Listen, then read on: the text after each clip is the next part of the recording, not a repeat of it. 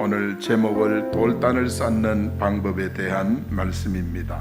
이 방법이라는 것은 사람이 지어내고 경험해서 얻은 방법이 아니고 하나님께서 우리에게 가르쳐 주신 방법, 그 방법입니다. 구약의 인물들의 공통점이 있습니다. 그것은 단을 쌓았다.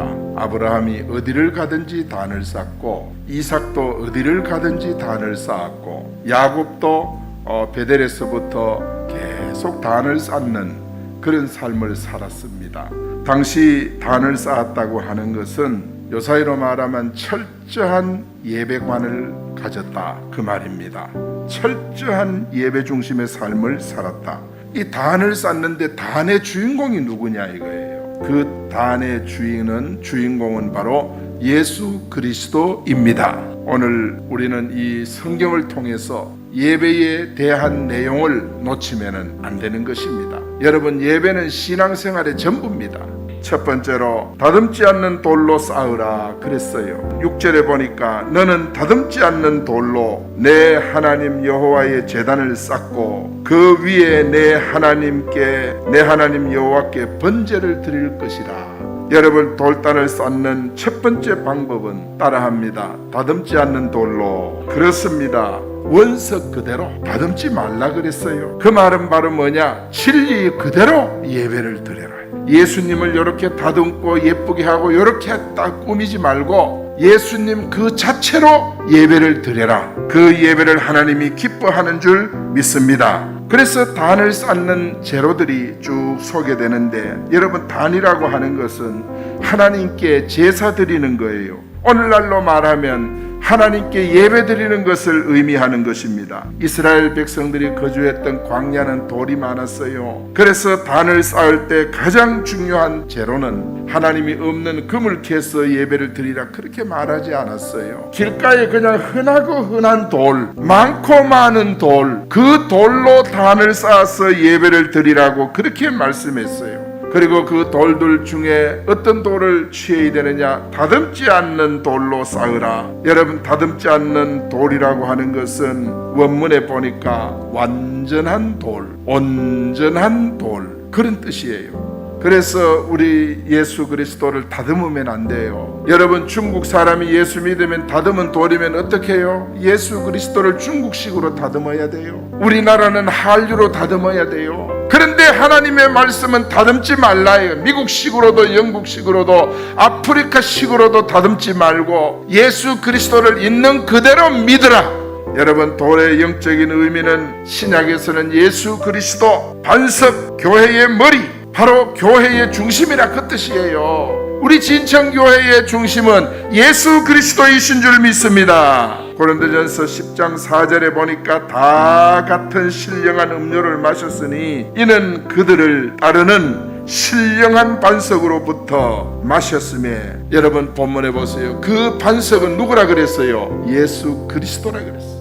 이사야 28장 16절에 보니까 시온의 기초가 바로 돌이라고 그렇게 말씀을 했어요. 이사야 28장 16절에 보니 보라, 내가 한 돌을 시온에 두어. 뭐 때문에 돌을 시온에 두겠어요? 시온은 바로 예수님이 오시는 가나안 땅입니다. 그 땅에 한 돌을 줘요. 그 돌이 바로 예수님을 가리키는 것입니다. 기초를 삼았다. 무슨 기초? 구원의 기초, 교회의 기초를 삼았다. 예수님은 구원의 기초입니다. 이 세상의 모든 사람이 구원받는 기초가 바로 예수 그리스도인 줄로 믿습니다. 그래서 그 기초 위에 세워진 교회, 그 기초 위에 세워진 가정, 예수 중심으로 예배가 흘러 넘치는 가정, 예수 그리스도 중심으로 예배가 자유로운 가정, 이런 가정을 한번 안 만들어 보시겠습니까? 여러분의 신앙생활이 이제는 예수 그리스도로부터 흘러나오는 정말 예배가 자유로운 그런 삶이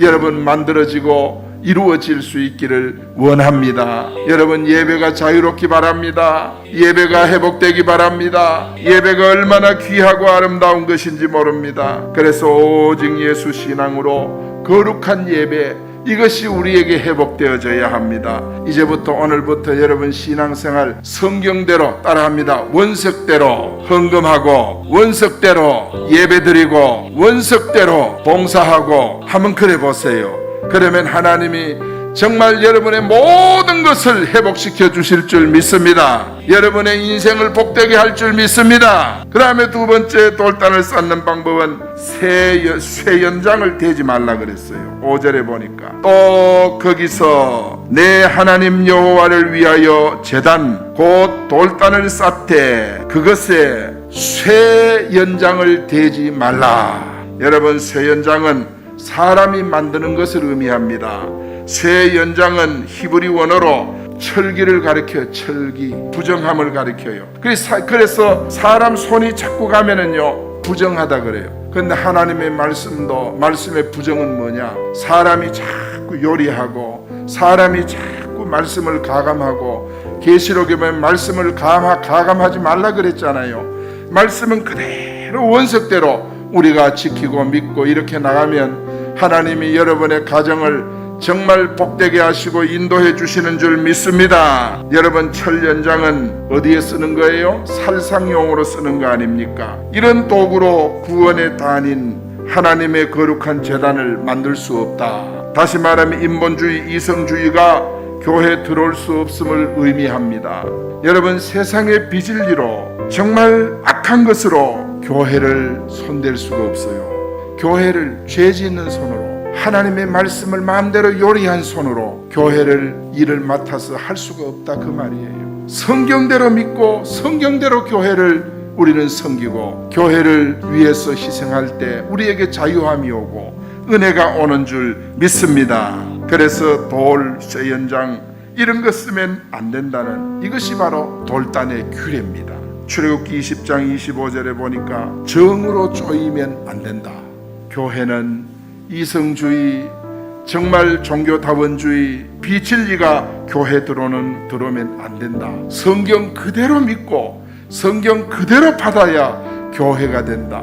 교회에 이런 비진리가 들어오면 어떤 현상이 나타나느냐? 생명 파괴, 교회 파괴. 교회 비진리 들어오면 이런 파괴 운동이 일어나요. 그래서 교회 내에 정말 부정하다 하는 이것은 상처 입히면 안 된다, 더럽히면 안 된다, 교회를 모독하면 안 된다, 그런 강한 뜻을 거기 내포하고 있어요. 그래서 세상 법으로 교회에 온다는 것은 마귀 권세가 교회에 들어오는 것과 똑같은 거예요. 정말 우리 진청교회는 하나님의 말씀 그대로 믿는 성도들이 교회를 섬기고 교회를 받들 수 있도록 오늘 우리가 성경대로 믿는 신앙 회복하기를 원합니다.